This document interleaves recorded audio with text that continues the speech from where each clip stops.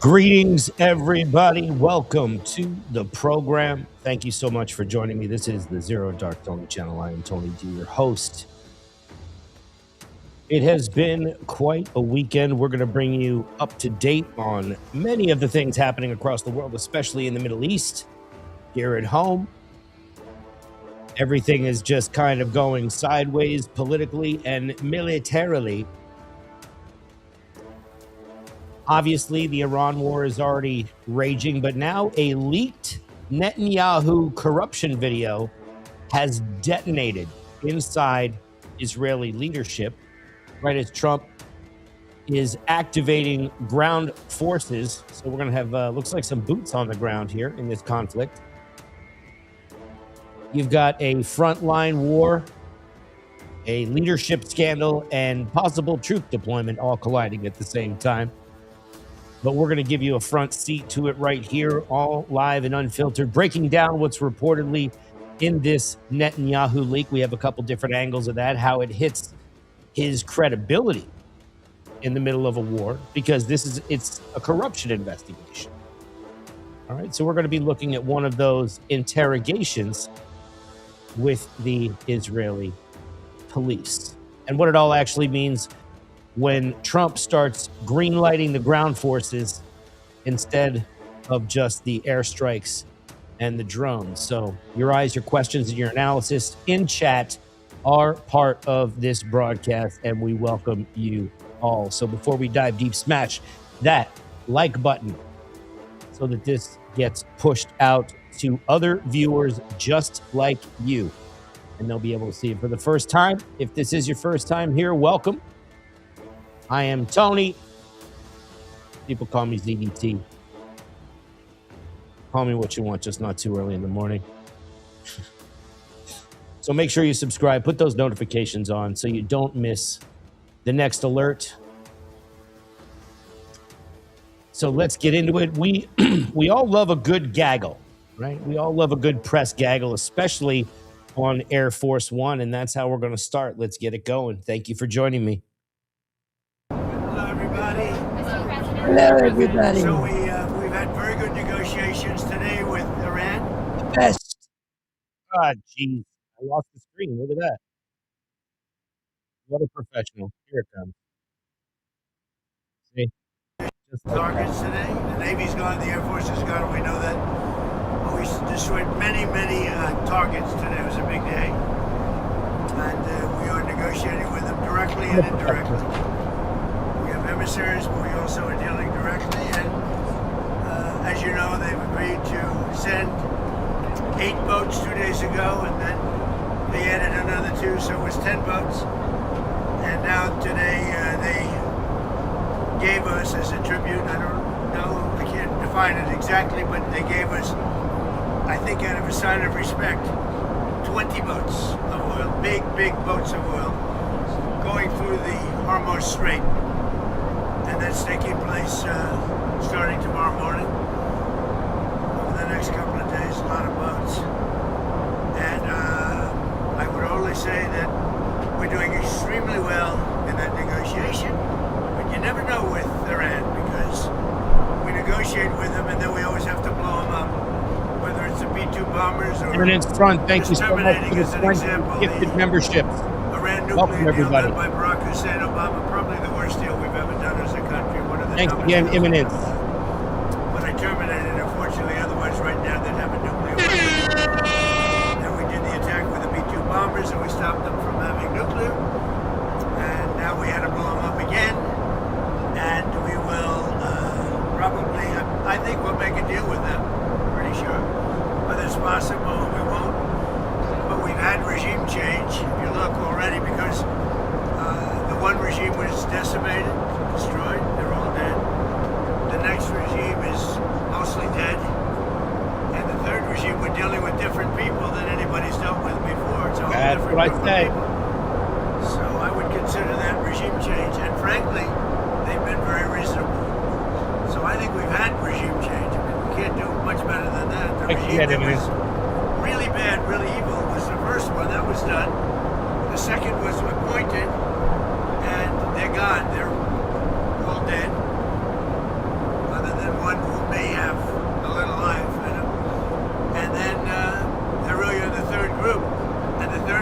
people that seem to be much more reasonable. It truly is regime change. And regime change is an imperative. I think we have it automatically. I did something today. We just got these in from the architects. A lot of people are talking about how beautiful the ballroom is. For 150 years, they've wanted to build a ballroom at the White House. And other presidents have wanted it. When we have dignitaries coming like President Xi of China or anybody else, we have very small rooms. They're not big enough to handle the kind of capacity that you need. And this is the same height as the White House. It's an incredible fitting. You see what that is, right? Nice. I'll show you. Here's another view. This is coming from right opposite the Treasury building. Beautiful Capitol. Beautiful building. One of the, I think it'll be the finest ballroom of its kind anywhere in the world. White House. A lot of people are giving it really good reviews. Some are giving it reviews without even seeing the building, because this just came out today. These pictures were just made today. We got rid of, quite a while ago, the stairs on the south side, and it's become really beautiful. But it matches and fits the White House. It's Nice also match. capable of handling the inauguration. We have all bulletproof glass. We have All bulletproof glass. drone-proof roofs, ceilings, everything's Drone-proof drone-proof and bulletproof. roof. And unfortunately, we're living in an age where that's a good thing. And this is the view from the Treasury, opposite the Treasury. Let me see Like a another library. one. Here's a view from on the south with the porch, which is a porch, and it's also a fire stair, basically leading down to the grounds. And that porch Looks like will a library. be magnificent, looking in between the columns. Specifically, it They looks no like the longer Huntington took the Library in stairs out. Pasadena, California. And on the I'm south live side, from Los and really Angeles. replaced Hit them the with like button. These stairs, so you have an open porch and you have the closed porch under the columns, overlooking the Washington Monument, the Jefferson Memorial, and the Lincoln Memorial / Monument. So that's great. This is a view of the columns as they are going to be made. They're going to be hand carved and they're beautiful. Top of the line, they'll be Corinthian, which is Corinthian. considered the best, most beautiful by far. Corinthian columns. Okay, what's your timeline? Not Ionic, That's it. not Timeline. Doric, So we're Corinthian. ahead of schedule and under budget. Hit the like And button for me, all, guys. Let's get of this out money, there. all of the money paid are paid by myself and donors. It's all donors. There's not one dime of government money going into the ballroom. Now the military is building a big complex under the ballroom, which has come out recently because of a stupid lawsuit that was filed.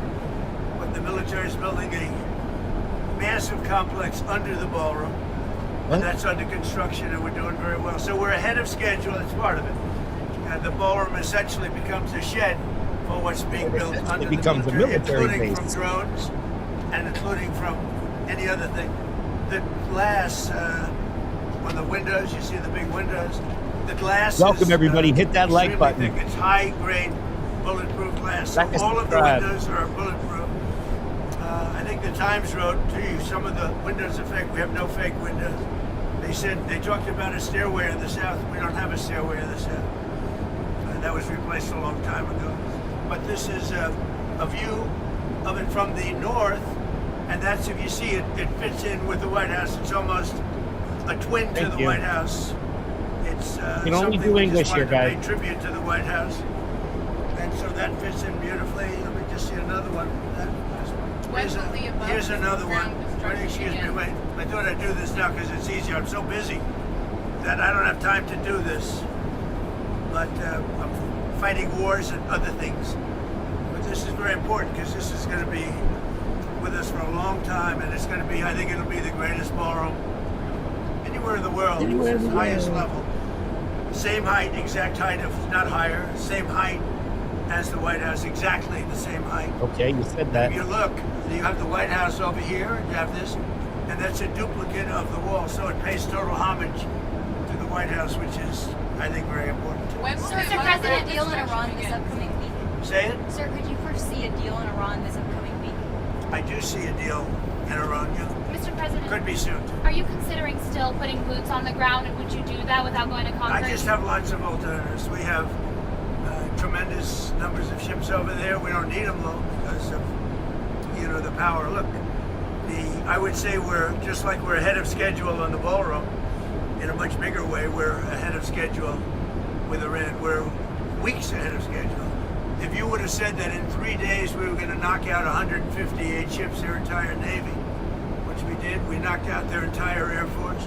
We knocked out most of their missiles. That's why you see missile attacks, but they're down to just sputtering. And we have a group, it's really a new regime. It's a group of people that we've never dealt with before, that are acting very reasonable. It is truly regime change. Is Khamenei's son still alive, sir? Is he a part of these We think he conversations? may be. Nobody's heard about him. He may be alive, but he's obviously very seriously in trouble. He's seriously wounded.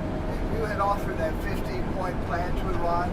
Did they ever come back with Yeah, a they response? came back on What the did- 15-point What did they plan. say? They gave us most of the points. Why wouldn't they? And you make it sound like they made some concessions. Can you identify those? Well, they're agreeing with us on the plan. I mean, we asked for 15 things, and for the most part, we're going to be asking for a couple of other things. And just to prove that they're serious, they gave us all these votes. When I talked about 4 days ago a present, I said they gave me a present, but I didn't think I was at liberty to say what it was. What it was 8 plus 2. It's 10 massive boatloads of oil. And today they gave us another present. They gave us 20 boatloads of oil. That starts being shipped tomorrow. We're having very good meetings, both directly and indirectly, and I think we're getting a lot of very important points. Sir, were you caught off guard when the Senate passed the DHS funding bill? It's a shame. They should really just go to a filibuster. They should terminate the filibuster. And will you compete? And they should vote. That's what I think. Look, I think the Senate is playing it too soft. The Republicans are wonderful people, but we're dealing with very sick individuals. The Democrats are sick. There's something wrong. They're like terrorists. And we have to protect our country. We have to protect our border. We have to protect our wall. If it was up to them, they'd open up the wall. They'd let millions of people pour into our country again. And we've all been through that. And I don't care if you're liberal or you're conservative. What we have now is we have a beautiful, closed border. We're getting murderers out of our country that Biden let in, the administration, the Democrats. We're getting the drug lords out of our country. We're bringing them back to other countries where they came from all over the world. We have great crime numbers despite the fact that they let in 25 million people. And we're focused on the bad ones. I mean, the ones that came in, we'll work on something, but we have to get the killers out. We have to get the drug dealers out. We have to get the criminally insane. We have people that are criminally insane. They are unbelievably violent people that come out of insane asylums. The Democrats want them protected. I want them out. They have to be Would you out. sign a DHS deal You without can't have a ICE? country if they're here. Would you sign a DHS deal without ICE funding in it? ICE is vital to the well-being of our country. ICE, first of all, they're great patriots, but they are physically and mentally very strong people. And they are able to protect us from the animals that have been sent in, allowed to be sent in by the Biden administration, where you have people, jails were prisons from Venezuela, from the Congo, from all over the world, from every continent. They were allowed to come into our country, totally unchecked, totally unvetted. You can't have a soft, weak, sad person deal with this. You need strong people. Now, they love our country. They're very brave. They're very strong, like some of these guys. But you have to have these people removed or you don't have a country. So we had the best crime numbers that we've had, murder numbers, the best in 125 years. Think of it. Since the year 1900, before my father was born by a lot, we have the best crime numbers. And we're going to keep it that way. And that's despite the fact that so many criminals were allowed into our country. So we need ICE, we need Border Patrol. The last thing you people want to see is our country overrun again by criminals. And that's not going to happen. We're not going to let that happen. And by the way, our country doesn't want that. Mr. President, some Republicans, including Senator Mike Lee, say reconciliation won't work to pass the Save America Act because it's not budget budget related. What's your response to that? Well, they say, and they'll have to. The parliamentarians going to have to make a decision on that. But I say, end the filibuster, terminate the filibuster, just vote, and you'll get everything you want. You get all 5 things. We have voter ID, we have proof of citizenship. It's so important. Mail-in ballots have to be stopped, with exceptions for the military, for sick people, people that are sick, people disabled, for people that are traveling. If you're traveling, you can vote. But other than that, mail-in ballots are inherently dishonest. Jimmy Carter and his Carter Robert, Commission thank said you for the can't have mail-in jewels. ballots. We're the only country in the world that has mail-in ballots. We're the only country in the world that has, we have a big case becoming in the Supreme Court that had to do with the babies of slaves after the Civil War. And instead of that, it's being used as a way for rich countries and thousands of people from China coming in and getting citizenship for people within their family. This is not what they meant when they did that. So that's a big decision coming up. But if you look at it and you look at what we've done here, we have 5 points. We don't want men playing in women's sports. The Democrats do. We don't want transgender mutilization of our children. The Democrats are just fine with it. You could do every child in America, they'd be very happy. We don't want the mutilization of our children. It's transgender, and we're not going to have it. So we want to go into those things. There are 5 points. And with the filibuster termination, you could vote them all in. The Republicans would have the vote. Mr. President, Leader Thune told me that they do not have the votes to terminate the I filibuster. know, How will but, you get but around that's that? part of being a leader. You have to get the votes. Do you have confidence in Leader Thune? I like him so much. He's a high quality person. And he told me the same thing. We don't have the votes. Well, he's only a couple of votes short, but that's what being a leader is. You have to get the votes. You have to get the votes. And those people will not be able to withstand the onslaught because Republicans and the country wants it. It's polling at 87% voter ID. Think of it. We're talking about Save America. And it's not Save Act, it's Save America Act, because it's saving America. Save Act, nobody knows what it's saving. It's the Save America Act. And you have to have it. You have to have it. The Save America Act, voter ID, all of these things, proof of citizenship.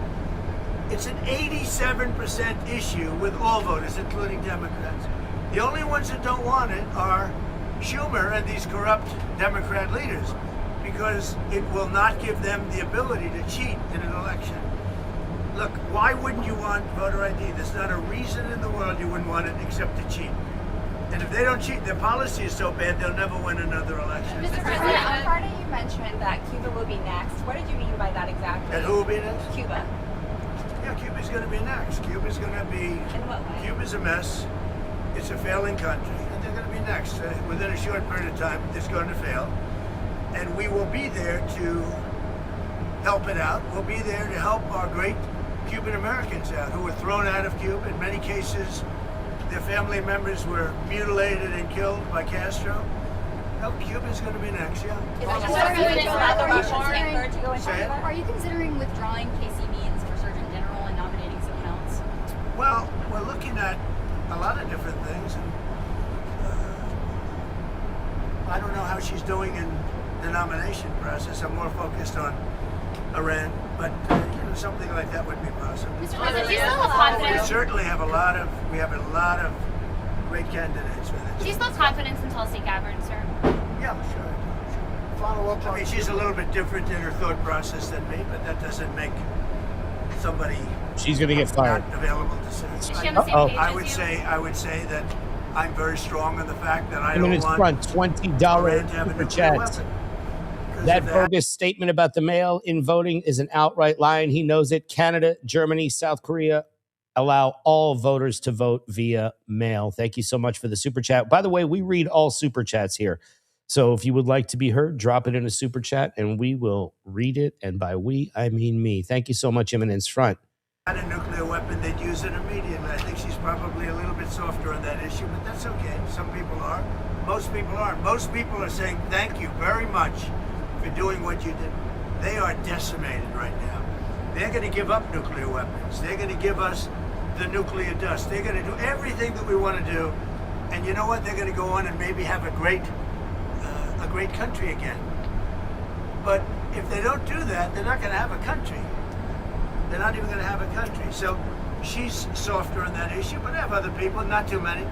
That's an issue that we've had. Dude, thank you for the saw jewels. the CNN poll where Trump with MAGA, and I think MAGA is most of the Republican Party, is 100% approval.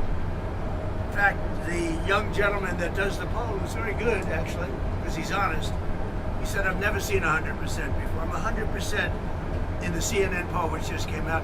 Thank you very much, everybody. One more thing on President Cuba. War. There's a report that the U.S. is going to let a Russian oil tanker go to Cuba. Is that true? Well, we have a tanker out there. We don't mind having somebody get a boatload because they have to survive. It So wouldn't bother that me. report is true as far as you know? Well, I would say, I told them, if a country wants to send some oil into Cuba right now, I have no problem with it. Do you worry that that helps Vladimir Putin? Whether it's Russia or not, what? Do you worry that that helps Vladimir Putin, though? Doesn't help him. Right? He loses one boatload of oil. That's all it is. It's fine. President If he wants to do that, and if other countries want to do it, it doesn't bother me much. It's not going to have an impact. Cuba's finished. They have a bad regime. They have very bad and corrupt leadership. And whether or not they get a Lot of boat of old oil, cars it's not in going to Cuba. matter. I'd prefer letting it in, whether it's Russia or anybody else, because Tesla's down there. the people need heat and cooling and all of the other things that you need. Go ahead. No, the issue of the Strait of Hormuz and Iran control of it and charging tolls. What do you think about that? Well, I have to find out if it's true. And, you know, they're going to do whatever they have to do. We could close that up in 2 Like and minutes. subscribe, guys. We Like could and close that subscribe. up so fast your head would spin. Do you want to see Gulf countries that are being attacked by Iran to start to fight back? They are fighting back. Saudi Arabia is fighting back hard. Qatar is fighting back. UAE is fighting back. Kuwait is fighting back. Bahrain is fighting back. They're all fighting back. Actually, they were surprised to be hit. I was very surprised they got hit. And once they got hit, they started fighting very well. We're very strong communications with all of those countries, and they've all been fighting. They're 100% on our How side. long can you pay Getting TSA involved workers for? more. How long can you pay TSA workers for from the One Big Beautiful Bill? Well, we're going to pay them for as long as we have to, and I will tell you, the ICE workers have been amazing, and that's helping people with their bags. It's very interesting. We put ICE there, and ICE got a very unfair press. They're doing an amazing job. Did he just say the ICE people are doing great, helping people with their bags? That's great. Getting hardened criminals, murders, 11,888 murders were allowed to come into our country through Biden. And ICE has been amazing. Now, we said, give us a little hand during this period of time, because this is caused by Democrat terrorists. These people are sick. They don't care about our country. They don't care about people. But what it's all about really is they want to have open borders, and they want to have criminals come into our country so they get more votes, because they're losing votes fast. Look at how I did with the Hispanic population. And now I'm doing even better with the Hispanic population. And that's bad for them. They always had it. Now they don't have it anymore. These are people that want our country to fail, and the voters see that. Thank you very much. All right, and that's President Trump gaggling with the press on Air Force women with the Air Force Ones. So right now we have a very popular segment here when it comes up. Press Secretary Caroline Leavitt gave us a little briefing this morning. We're going to catch everybody up on that. Good afternoon, everyone. Could you hear our amen in there? We just said a little loud prayer as a team. In this Holy Week, President Trump and the First Lady are joining in prayer with Christians celebrating the resurrection of our Lord and Savior, Jesus Christ. On Wednesday, the President will host an Easter lunch in the East Room with faith leaders across the country to celebrate Holy Week. With respect to the ongoing major combat operations in Iran, Operation Epic Fury is moving ahead successfully and according to plan. With each passing day, the United States military is increasing its advantage over the terrorist Iranian regime. More than 11,000 enemy targets have been struck to date, each strike further crippling the regime's offensive and defensive capabilities and creating more leverage for the United States and our allies. White House press Compared to secretary. the start of the operation, Iran's ballistic missile and drone attacks are down by roughly 90%. The United States is also decimating the Iranian regime's navy. We have destroyed more than 150 of their naval vessels so far, including 92% of their largest vessels. The Iranian Navy has no vessels operating in major regional waterways and no ability to project naval power, which is why they've been assessed as combat ineffective. Our military continues to obliterate Iran's defense industrial base with nearly 70% of their missile, drone, and naval production facilities and shipyards damaged or destroyed thus far, significantly reducing their ability to pose future threats in the region.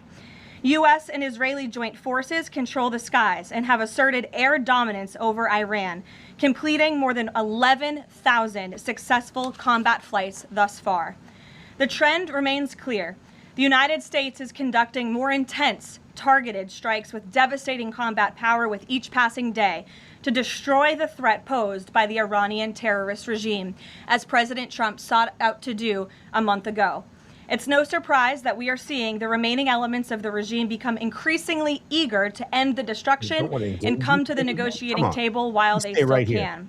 Despite all of the public posturing you hear from the regime and false reporting, talks are continuing and going well. What is said publicly is, of course, much different than what's being communicated to us privately.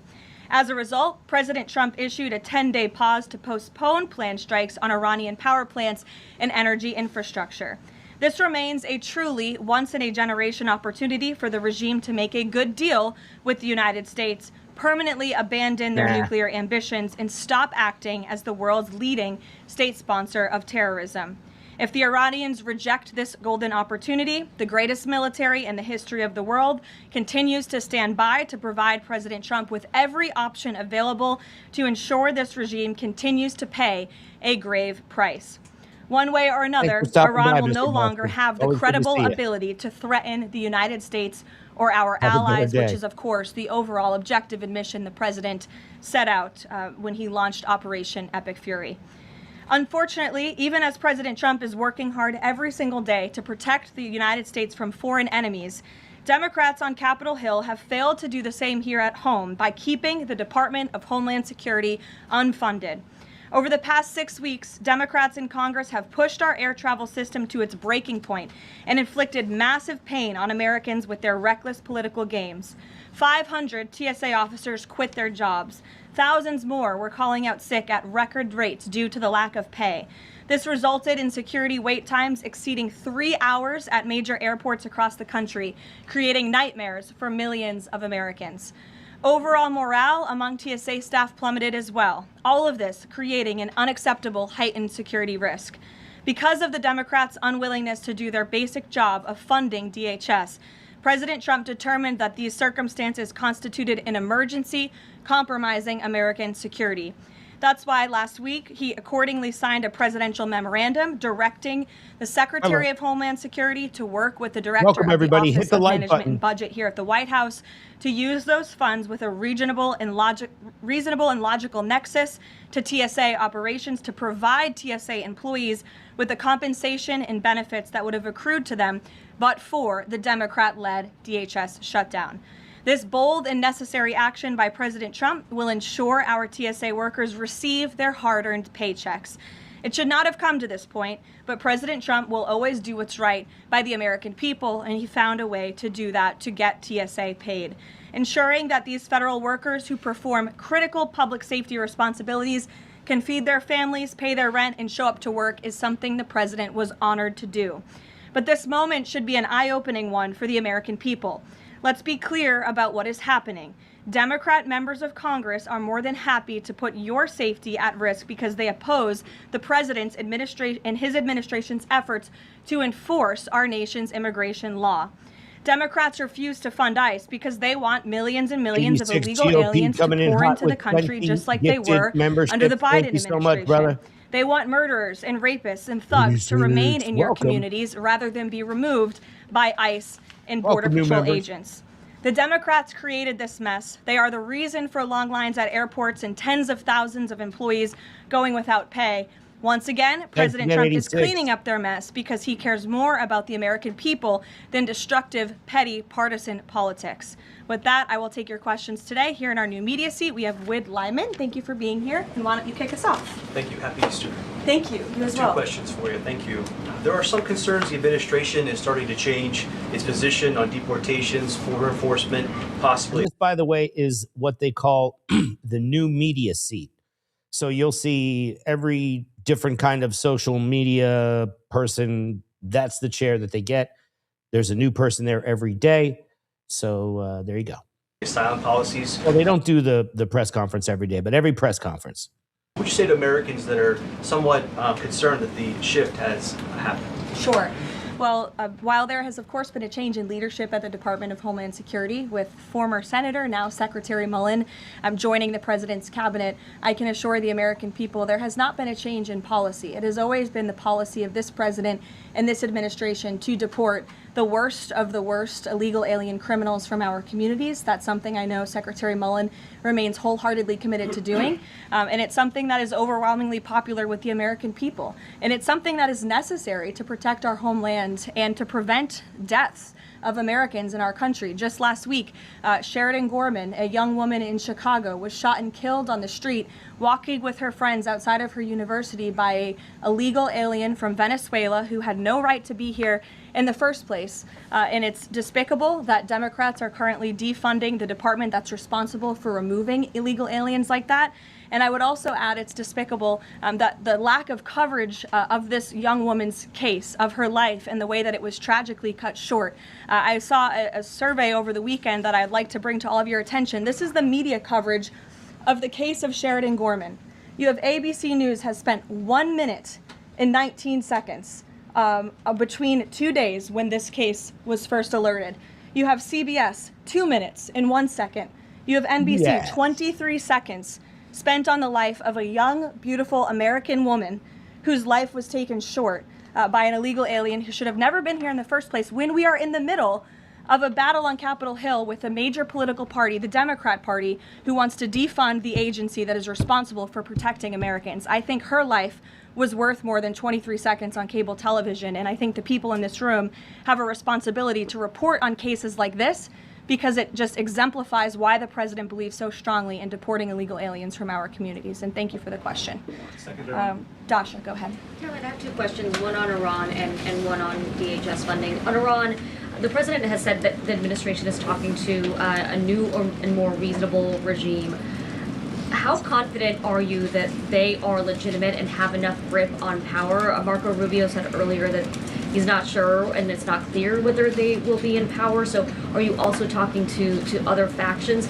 As a president is trying to make a deal, how do you ensure that you're making a deal with the people who can actually implement it? Well, that's part of the ongoing process that's taking place and the ongoing negotiations. Of course, anything that they say to us privately will be tested, and we will ensure that they are being held accountable to their word. And if they are not, the president has laid out the military consequences that the Iranian regime will see if they don't hold true to the words that we are hearing privately behind the scenes. When the president says more reasonable, again, these folks are appearing more reasonable behind the scenes privately in these conversations than perhaps some of the previous leaders who are now no longer on planet Earth because they lied to the United States and they strung us along in negotiations, and that was unacceptable to the president, which is why many of the previous leaders were killed. So again, this is another historic opportunity for Iran to do the right thing, to rid themselves of their nuclear ambitions and to come to a deal with this president and the administration. Or again, they will see the grave consequences of the United States Armed Forces, which they are continuing to see every day throughout this operation. On DHS, how long can the administration keep paying TSA without action from Congress? And not to be hyperbolic, but given the airports were really the pain point that was pushing both sides to talk to each other. I mean, do you see a way for DHS to reopen? Is it possible that this keeps going through the midterms? Well, we certainly hope so. I mean, of course, the president just can't keep signing presidential memorandums and proclamations every time Congress fails to do its job, and every time Democrats are holding our entire country hostage, picking and choosing which programs and agencies they want to fund just because they don't like this administration's policies. That's not how it's supposed to work. They voted 7 times against funding DHS over partisan and political reasons. And so, again, the president has stepped in to do the right thing at this moment in time, but the president is also encouraging Congress to come back to Washington to permanently fix this problem and to fund and reopen the Department of Homeland Security entirely. Caroline. Stephen. Thank you, Caroline. Two questions, one on TSA, one on Iran. On TSA, they've got ICE agents in airports now. I don't think everybody would agree with that, but they're really just, federal employees just doing a job. For ordinary Americans watching the briefing, how long until everything goes back to normal at airports after the president's action? I think the only difference is that there's going to be a few people who are going to be missing their flights, maybe a couple more. Then on Iran, on the time frame, President Trump initially said about 4 weeks. Secretary of State Rubio on Friday reportedly said it might be another 2 to 4. Is 2 to 4 the current ballpark that the administration is thinking? With respect to the timeline, again, the President, Commander-in-Chief, the Pentagon has always stated 4 to 6 weeks estimated timeline for Operation Epic Fury. We're on day 30 today. So again, you do the math on how much longer the Pentagon needs to fully achieve the objectives of Operation Epic Fury, which I will reiterate: destroy the Iranian Navy, destroy their ballistic missiles, dismantle their missile and drone production infrastructure, significantly weaken their proxies throughout the course of this operation, and then, of course, preventing Iran from ever obtaining a nuclear weapon.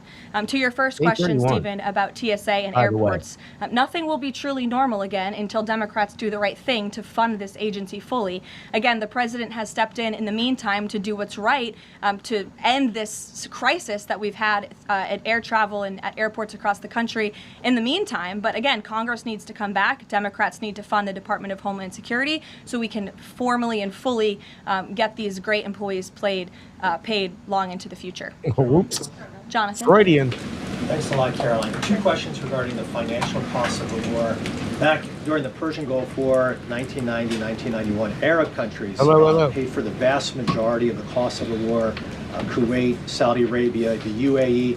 Who's paying for the cost of this war? Will those Arab countries step up to do just that?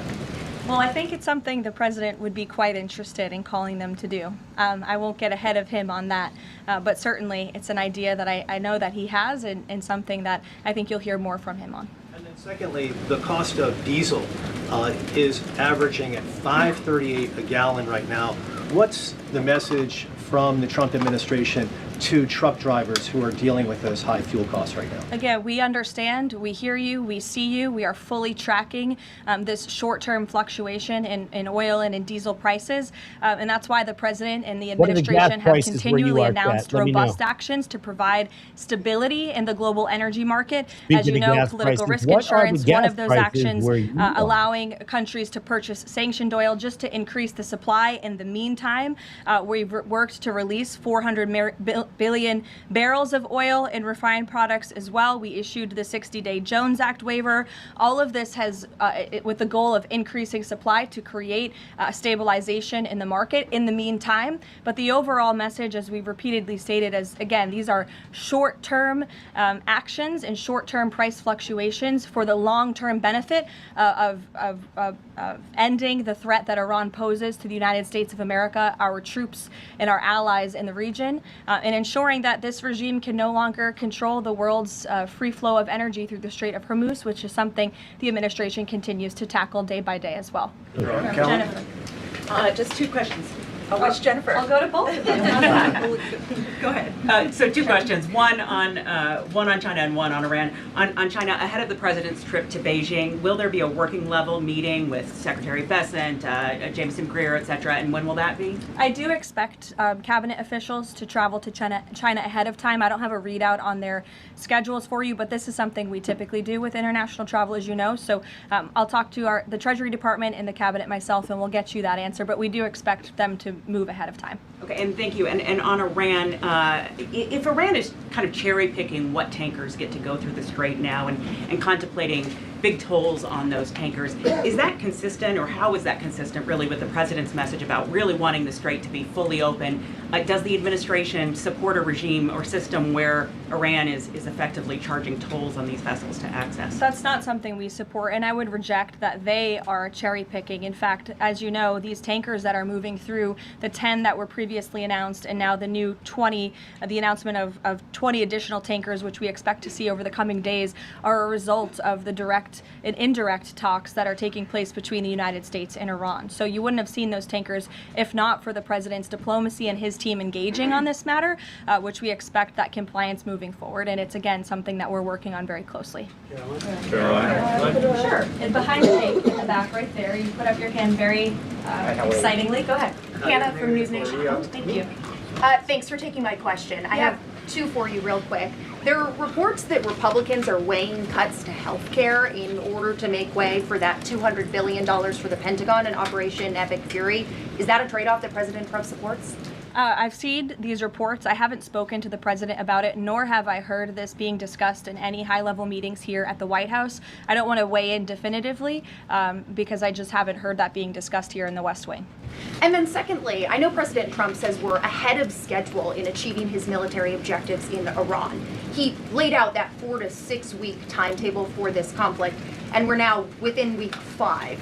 So how do you square kind of those two? Well, 4 to 6 weeks estimated timeline. Again, you just said we're on day 30 of the operation. I just provided you with some of the updates from the Pentagon directly in achieving the objectives, and the military has been enormously successful. I think we should all be very proud of our armed forces for what they have done over the past 30 days. The mission will continue until the objectives are achieved, and that 4 to 6 week timeline does remain right now. I don't have any updates for you on that.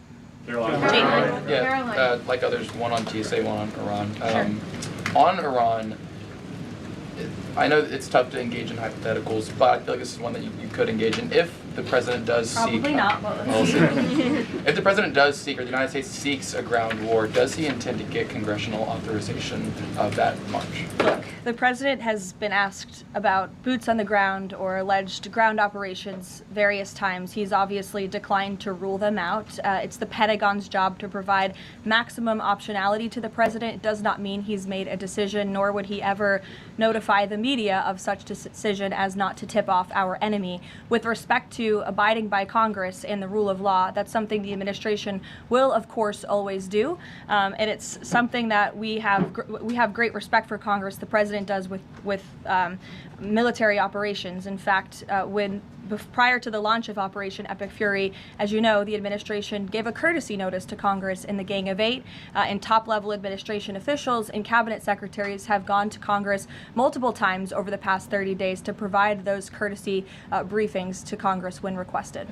TSA quickly, I've been asked by multiple Trump supporters that have said, given the fact that the president on that Friday gave that memorandum informing DHS to pay TSA workers, I know there's a lot of negotiations involved in a shutdown of this size. Why did the president not sooner issue that payment to TSA workers? Well, it's because of the Democrats voting 7 times against reopening the Department of Homeland Security that we came to a place of an existential crisis. I mean, you saw the lines at various major airports across the country, American travelers really paying the price for Democrats' partisan games. And so the president worked with his legal team here at the White House and the Office of Management and Budget to find a solution to take care of the emergency that we were seeing in air travel across the country. And it's because of the president that TSA agents are being paid. But again, he's calling on Congress to do the right thing, to come back to Washington, and to fund and reopen the Department of Homeland Security fully. Sure. Hi, Lindsay Ellis from the Wall Street Journal. I'm trying to square the 4 objectives laid out by the administration with the goal of reopening fully the Strait of Hormuz. Would President Trump declare victory and wind down military operations if the 4 objectives are met, but still passage remains quite slow through the strait? Look, as I've said repeatedly and as the president has laid out, the objectives of Operation Epic Fury are as follows: destroying the Iranian Navy, destroying their ballistic missiles, dismantling their defense industrial infrastructure that produces those weapons that have long threatened the United States and our allies, and then, of course, preventing Iran from ever obtaining a nuclear weapon. The full reopening of the Strait is something the administration is working towards, but the core objectives of the operation have been clearly defined for the American people by the Commander-in-Chief. Garrett. The president posted this morning about, his threat that on leaving Iran, he said we might blowing up and completely obliterating all of their electric generating plants, oil wells, Harg Island, and possibly all desalinization plants. Under international law, striking civilian infrastructure like that is generally prohibited. Why is the president threatening what would amount to potentially a war crime with the U.S. military? And how do you square that with the administration repeatedly saying that the U.S. does not target civilians? Look, the president has made it quite clear to the Iranian regime at this moment in time, as evidenced by the statement that you just read, that their best move is to make a deal, or else the United States Armed Forces has capabilities beyond their wildest imagination. And it's time to make a deal or else, basically. I mean, this is just how war works, I suppose. President is not afraid to use them. That's not what I said, Garrett. And you're saying the word potential for a reason, because I'm sure some experts are telling you that in your ear to try to ask me that question. Of course, this administration and the United States Armed Forces will always act within the confines of the law. But with respect to achieving the full objectives of Operation Epic Fury, President Trump is going to move forward unabated, and he expects the Iranian regime to make a deal with the administration. To that end, which of those objectives would destroying a desalinization plant most help? Haley, go ahead. Thanks, Caroline. I want to follow up on Iran. When you're describing that the Iranians you're in contact with are being more reasonable this time around in discussions, what specifically thank you for the jewels. leading you to that conclusion? And Ozzy. What's reasonable versus unreasonable in that regard? I'm not going to detail the private and sensitive conversations that are taking place between the United States and Iran right now. But generally speaking? Generally speaking, the president gave you the answer. What we're hearing from them is more reasonable. They have agreed to some of the points the United States laid out, as the president said last night aboard Air Force One. But again, as for the specifics, as these negotiations are ongoing, we're not going to broadcast them to the world unless the president chooses to do so, which he has the full right to do as the leader of the free world. On Cuba, the president threatened to tariff any country that would send oil to Cuba, but now the U.S. is letting this Russian tanker to Cuba. Is this a policy change, or is he willing to let more tankers into Cuba now? This is not a policy change. There has not been a formal change in sanction policy. As the president said last night, we allowed this ship to reach Cuba in order to provide humanitarian needs to the Cuban people. These decisions are being made on a case-by-case basis. And as the administration has said, Cuba's non-functional economy cannot be fixed unless they undergo dramatic political and leadership change. But there has been no formal change with respect to sanction policy. So you could expect more tankers to go to Cuba? Again, these decisions are being made on a case-by-case basis right now. Thanks, Caroline. You addressed this a little bit in the opening, but just to follow up, because Americans are sort of seeing these conflicting messages between the United States and Iran. I know the president insists that negotiations are underway. As you just mentioned, he's also said that Iran has agreed to most of the 15 points. We just heard from Iran again. They're saying no negotiations are taking place. They're calling the proposal excessive, unrealistic. So how do you square that? How do you explain that discrepancy between the two? I think the American people are smart enough not to take the word of a terrorist regime that has chanted death to America for 47 years at their word. And I hope the journalists in this room are wise enough not to take an Iranian regime that has repeatedly lied about our country, about our values, about everyone in this room, frankly, for nearly 5 decades. So I think the American public are smart enough to understand that. And just to follow up on the objectives, you've laid them out, but I know the president has set a deadline for April 6th in just 1 week.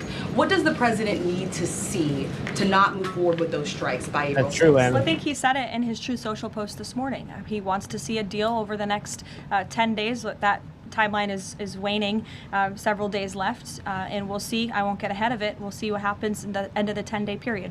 Caroline, thank you. One on Iran, one on the shutdown. The president continues to say the U.S. is in conversations with a more reasonable regime.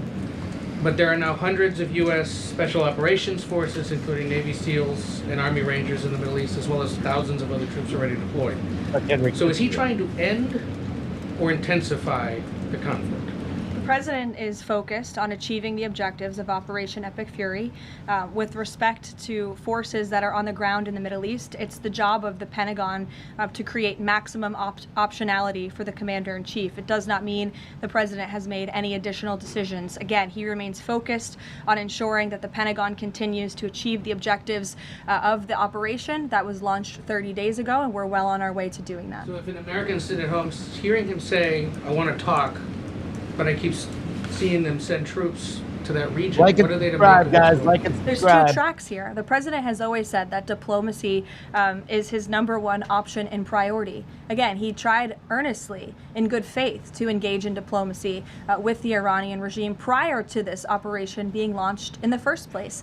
He wanted to strike a deal, and he sent his top negotiators to do so. They spent extensive amount of time and effort trying to strike a deal, and unfortunately, the previous regime, again, many of those leaders no longer with us here on Earth because they faced the consequences of the United States military. So if there's ever a chance for a deal, again, the president is open to listening, but it does not deter him from focusing on the military objectives that he set out 30 days ago and that our military is continuing to achieve day by day. On the shutdown, he signed the national emergency order last Thursday, making sure TSA officers will be paid. There's still other civilian DHS employees, however, who are not being paid. Yes. He signed something similar to ensure they also get paid? Look, the president will always look into ways that we can make sure that the American people are being taken care of and doing what's right by the American people. But again, it's ridiculous that the president even has to go to the length of working with the legal team and the Office of Management and Budget to identify these funds. It is the job of Congress to fund these agencies. And Democrats in Congress have voted 7 times against funding the Department of Homeland Security. Congress should come back and they should get it done. The president, again, made the decision to prevent this existential crisis we were seeing at our nation's airports across the country that was only going to get worse, and that's why he wants Congress to do his job. Thank you, Caroline. Since you mentioned... I'll go to you as well. Okay, you're welcome. Since you mentioned Easter and prayers, I wanted to ask you about something the Pope said yesterday. So Pope Leo said yesterday, and I quote him, God does not listen to the prayer of those who wage war. Can you comment on that? I think our nation was a nation founded 250 years ago almost on Judeo-Christian values, and we've seen presidents, we've seen the leaders of the Department of War, and we've seen our troops go to prayer during the most turbulent times in our nation's history. And I don't think there's anything wrong with our military leaders or with the president calling on the American people to pray for our service members and those who are serving our country overseas. In fact, I think it's a very noble thing to do. And if you talk to many service members, they will tell you they appreciate the prayers and support from the Commander-in-Chief and from his cabinet. Caroline, thank you. President Trump told the New York Post that a response is coming shortly to Tehran attacking Israel's largest oil refinery. Is there a timeline on that? Is that tied to the success or not of the negotiations? I don't have any updates for you on the president's comments. Some consider the IRGC in control of Iran.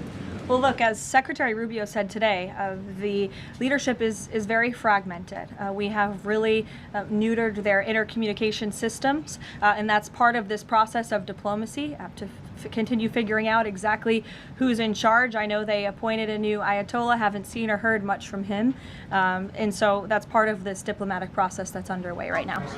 I'll take a few more. Solon. Thank you. You listed the described humanitarian reasons for allowing that oil tanker to reach Cuba. Just to clarify, why was the administration okay with Russia sending that oil to Cuba and not other nations? Look, again, this was a decision. It'll continue to be made on a case-by-case basis for humanitarian reasons or otherwise, but there's been no firm change in our sanctions policy. President Sheinbaum of Mexico also said that Mexico is exploring different ways to restart some of those shipments to Cuba.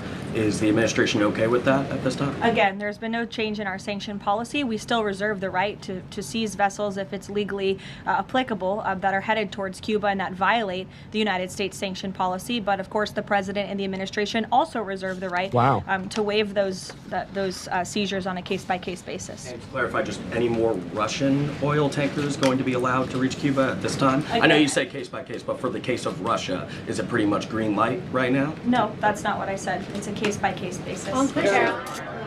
Sure, Jeff, go ahead. Switching topics, the president has always attended CPAC. He did not this year. Why did he not attend, and does he believe CPAC is becoming less relevant? No, I don't think he believes that at all. In fact, he loves CPAC and has a very good relationship with the great people who run it, Mercedes and Matt Schlapp. It was just simply for scheduling purposes this year with it being in Texas. It was best for the president's schedule and what he has on his plate right now not to go. Michael. Thank you, Caroline. If and when a deal is finalized with Iran, how does the U.S. provide protection to who it's negotiating with to ensure that they can carry out the president's peace plan? Again, that's something I'm sure our national security team is discussing. I don't have anything for you on that today. The ballroom. Can you tell us more about this massive military complex underneath the president's new ballroom? No. I cannot tell you more about that, actually, as a matter of fact. However, the military is making some upgrades to their facilities here at the White House, and I'm not privy to provide any more details on that at this time. Go ahead. Reagan. Thanks, Caroline. Question on the Middle East and then a question on Antifa. Netanyahu said Sunday that Cardinal Pizzaballa will be able to hold services for Palm Sunday in the Church of Holy Sepulchre after he was initially blocked by Israeli police. Did anyone from the administration or the president call over to Israeli officials to assist the cardinal in this? Yes, I did speak with Secretary Rubio this morning, and we did express our concerns with Israel with respect to these holy sites being shut down.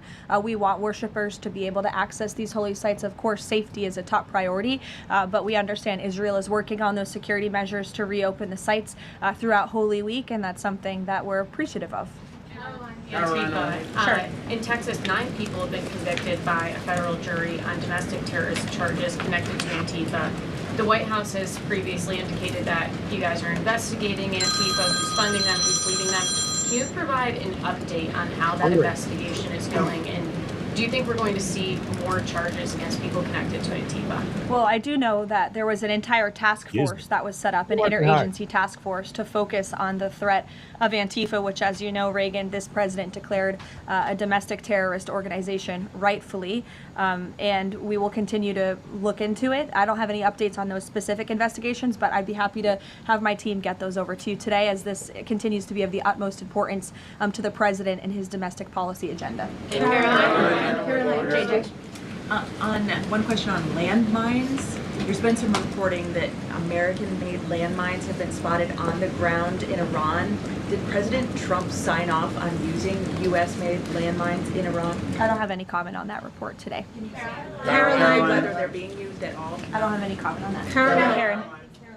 On DHS, you said that the president is encouraging Congress to come back to D.C. You also said yourself. There you go. How has he done that? Has he told leadership that they should By the way, new members, you get a bunch of emojis, and we have a nice display right there. cancel recess and come back? He said it repeatedly. I think you recall. He said that he'll host a big Easter dinner here at the White House if Congress will come back and fight the Democrats on this issue, which we should do, because again, the Democrat Party is in the wrong here. They have voted 7 times against funding the Department of Homeland Security, which is completely egregious with everything we have going on in the world. And these brave men and women who serve DHS deserve to get their paychecks. The president wants to see that happen, and he wants Congress to come back to get it done. Wow. All right. So that's Caroline Leavitt, White House press secretary. Now, we've been talking about this Netanyahu, reportedly a leaked interrogation from a corruption investigation on the prime minister from about 8 or so years ago, I think it was. So we're going to watch a couple takes on this. Let's go.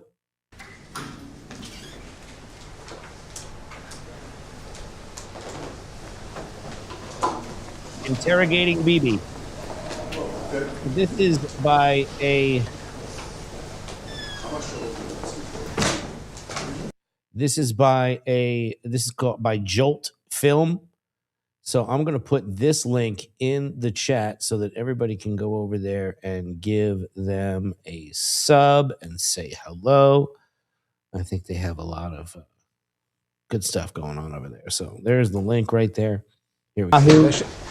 Down again, it's from about 8 years ago from a corruption probe. According to the rules, I'm telling you that you're being investigated. You don't have to say anything. But everything that you say is documented and may be used against you in a court of right here. So we're just going to switch up a little bit and get a little better commentary along with mine. And we're going to go right here. This is from Tucker Carlson, who was one of the first to break this story. I'm going to drop this link in the chat for you guys so you can see that as well. Netanyahu of his corruption. They're bringing this out again pretty much during this whole time of war and conflict. It's crazy. Crazy world. But what is colliding here is huge. It's an active Iran war, a leaked Netanyahu corruption video that could shake Israel's core and Netanyahu's credibility. Trump moving to activate ground forces in a region that's already a powder keg. None of it says that this is calming down anytime soon. So I'm going to be watching all the updates. I hope you guys had a great time here today. I hope you have hit the like button. I hope you have subscribed. Thank you for all the gifted memberships, for the super chats, for the jewels. Make sure you hit your notifications so that you guys can see all of my videos. I have some coming up in horizontal form as well as vertical form. So make sure you get those notifications going. I appreciate you guys being here. The truth is a moving target, and I will see you on the next one. Thank you.